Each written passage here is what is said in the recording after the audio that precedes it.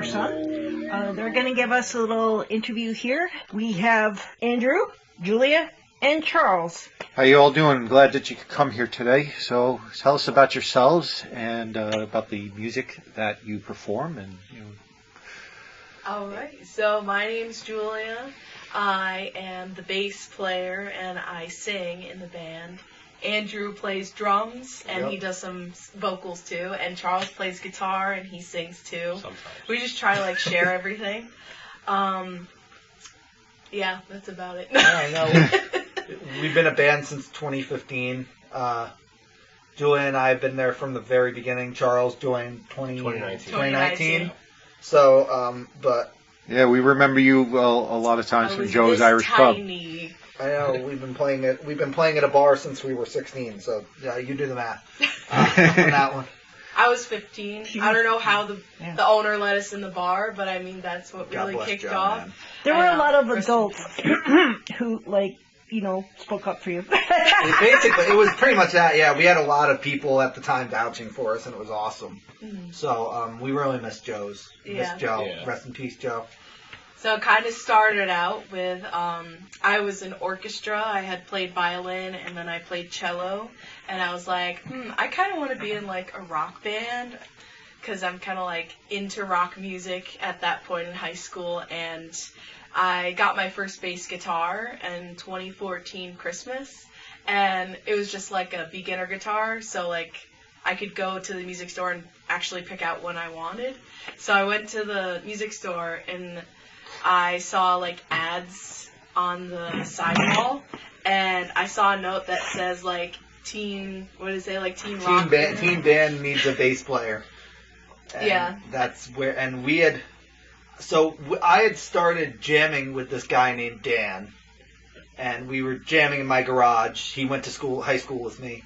I invited him over. We jammed. We learned One by Metallica note for note, which was pretty dope.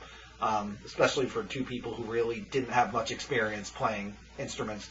But then he brought in his friend Zach, and the three of us jammed for 3 or 4 months. And finally we said, why don't we actually try to start a band? And so we created this advertisement. We put it everywhere for a bass player. And then someone actually responded to it, and we were very confused. We were we actually didn't expect anyone to see this. But, by the way, I've only been playing bass for 2 days before. I know. So we're all sitting there. We're all sitting in the garage. The three of us, okay, now what are we gonna do? We actually have someone that wants to join us. So we're okay, well, we might want to make sure that she's a real person. Mm-hmm. So we asked her if she could send us in a video of her playing bass. Enter Sandman by Metallica was my choice. Enter Sandman came in, sounded great, so we invited her into the studio. My grandfather owned a studio in Fishkill at the time, so we invited her in. I had bright red hair with the half of my head shaved. I don't know if you remember. I actually have seen that Instagram video you shared. Yes, of that. yes. And I heard a story that your grandfather told me that in walks this girl with a bass and her mother, because you're only 15. I was only 15. Which... of course, you don't know these guys. Yeah. And her mom wanted to make sure we were not trying to sex traffic her or something like that. So, of course. Obviously, we understood that concern, but it ended up we all started jamming. We invited my friend, Sarah, to come in and sing for us, because none of us were brave enough to try singing at the time. Yeah, meanwhile, I didn't even know how to play. Kind of really sing at all. Sarah was the lead singer of the band for about a week.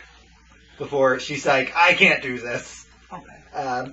And then we invited my friend Diana to come in and sing, who I also went to high school with. She also had bright red hair. She also had bright red. Yeah, we were the bright red hair group. The name change.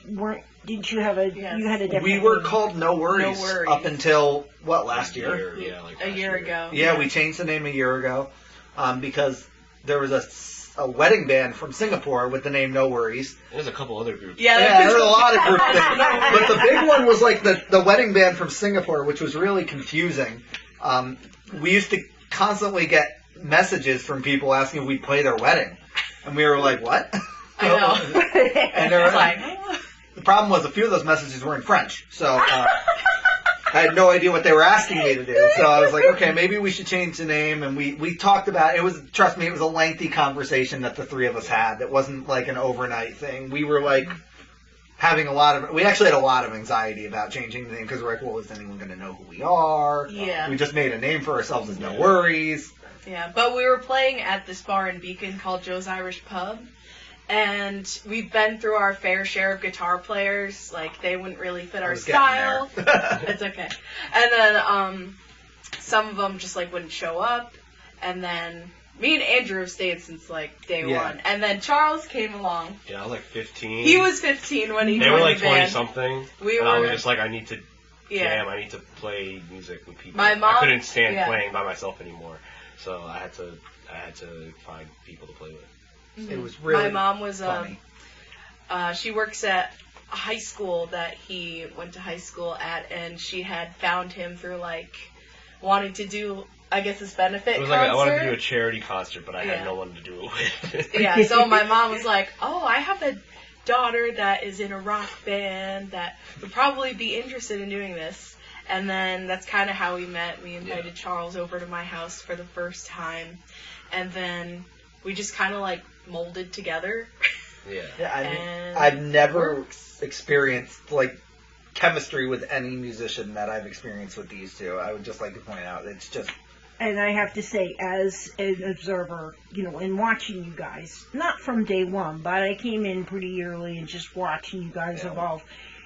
And when that first time that you played, Charles, it was, oh God! I was like, it was. How was he so good? Oh, like God. It kind of just fell right into place. It just went. The three of you just went and just melded together, and it was okay. I don't have to worry about them anymore.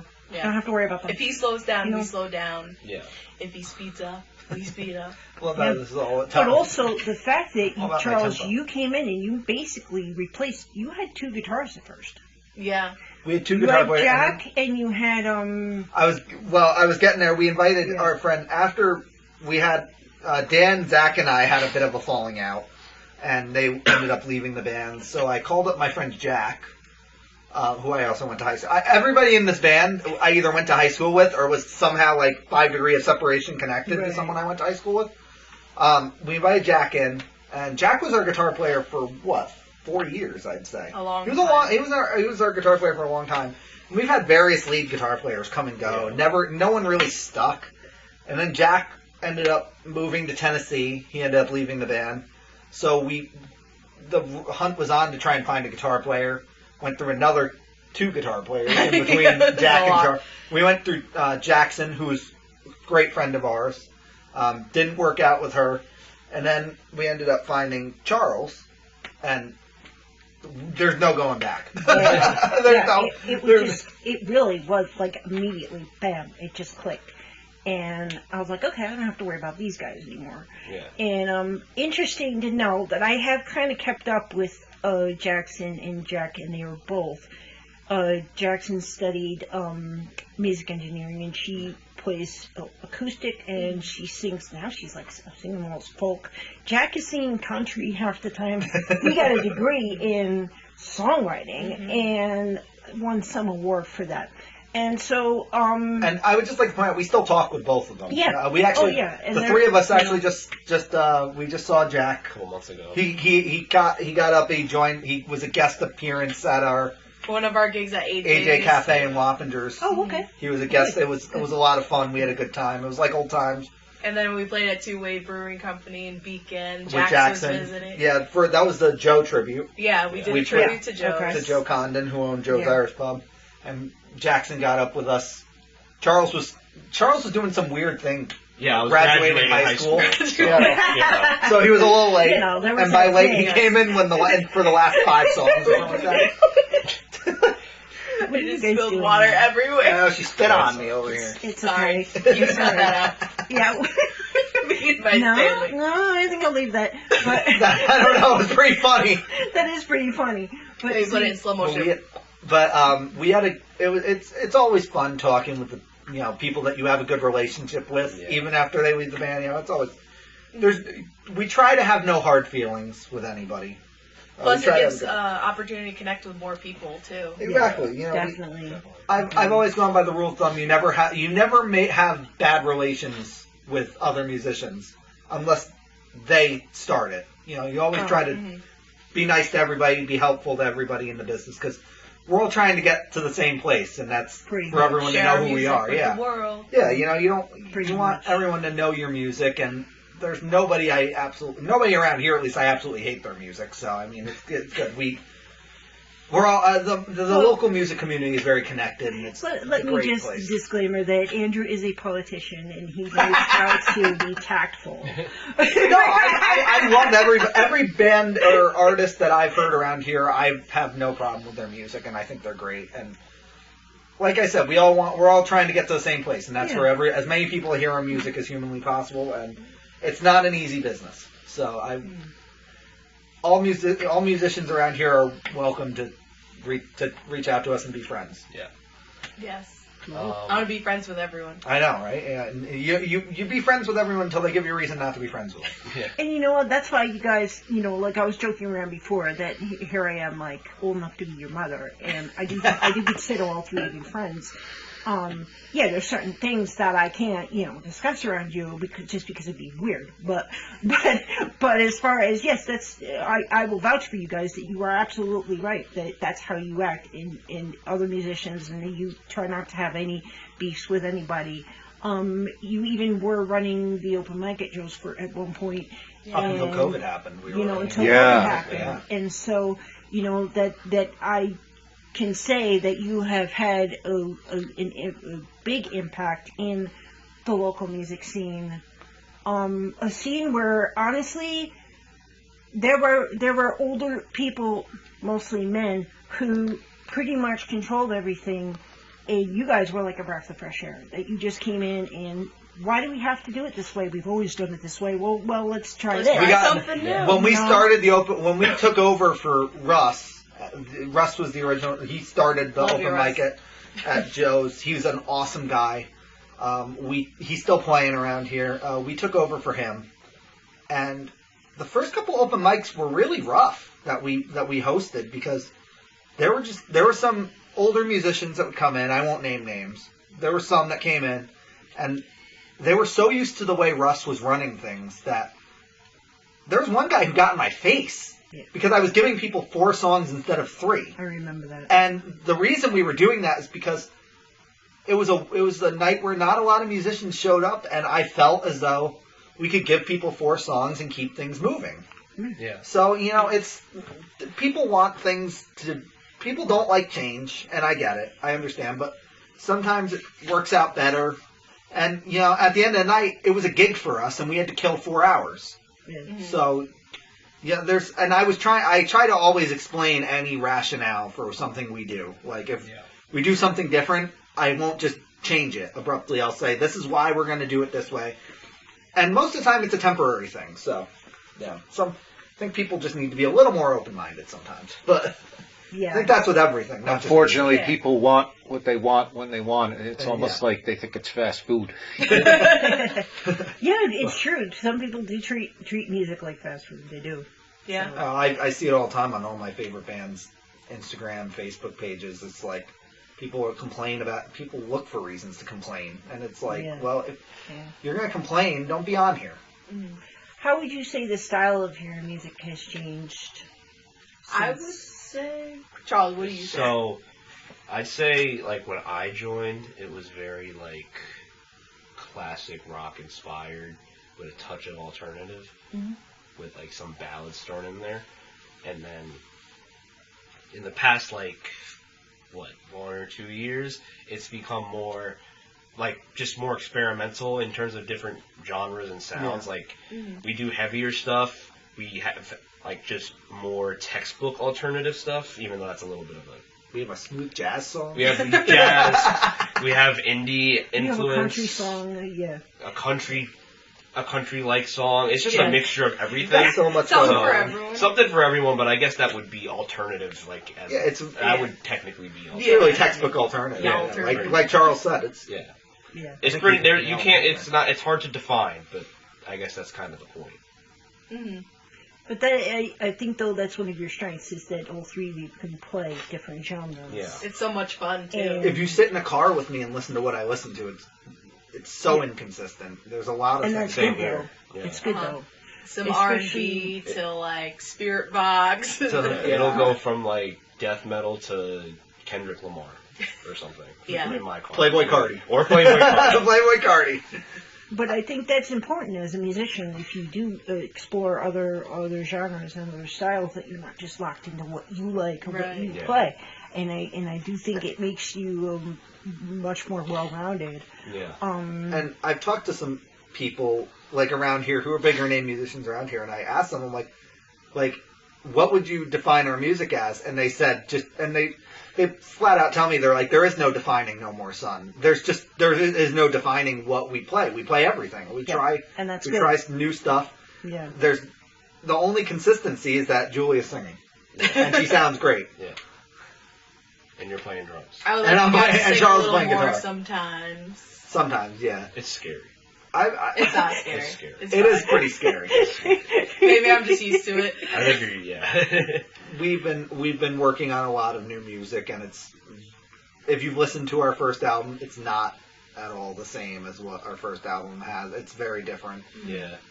It's more. There's like a certain there's like a certain feeling that's the Yeah. same between the new stuff and the old stuff, but there's also like you could kind of hear the growth, I'd say, with the newer stuff compared to the We've definitely gotten more mature, yeah. and Yes. we've focused on. And you know what? You can hear it, too. Yeah. You can hear it.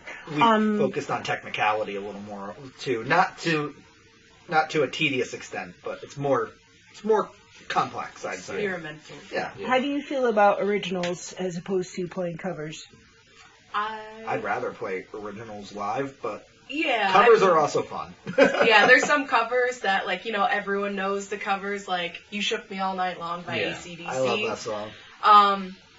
It's kind of like you get the excitement out of everyone singing with you when you're doing the covers, or at least that's what I think, because I feed off the energy of the audience a lot, especially when there's good sing-along songs And that we cover. Our last gig at AJ Cafe, we actually had something that's never happened to us before. We actually had a guy sitting out in front asking for originals.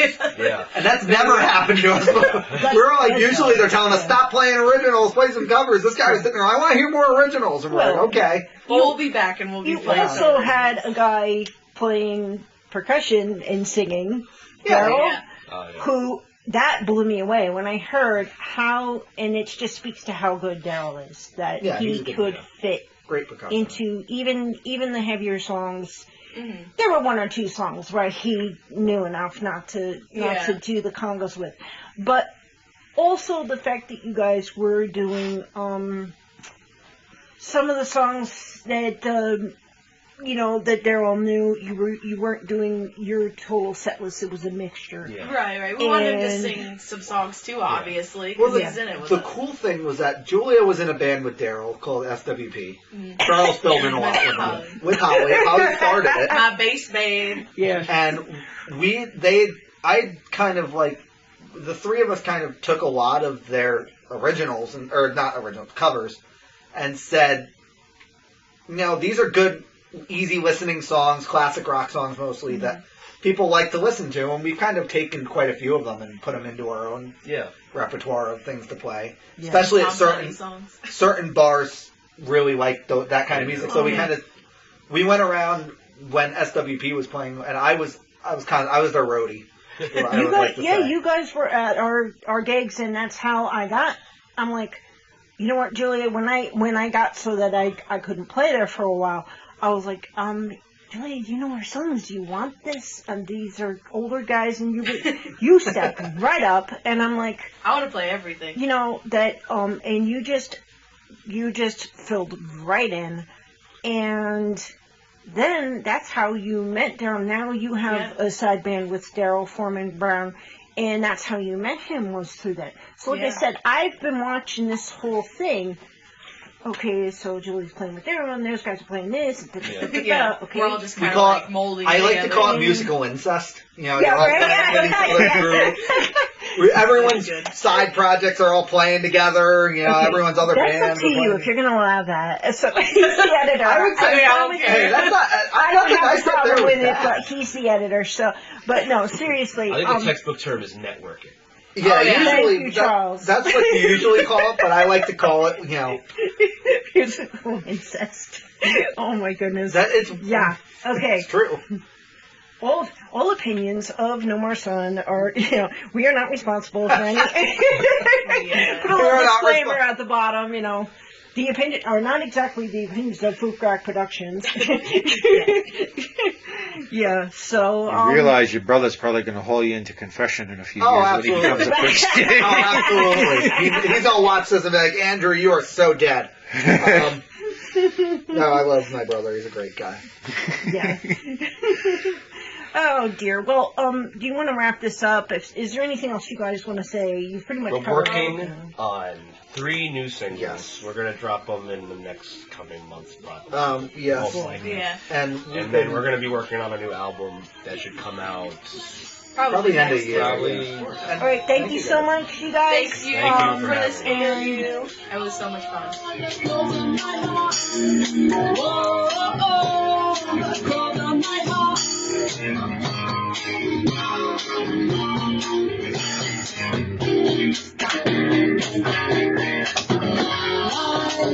It's just what it wants to be. I can go.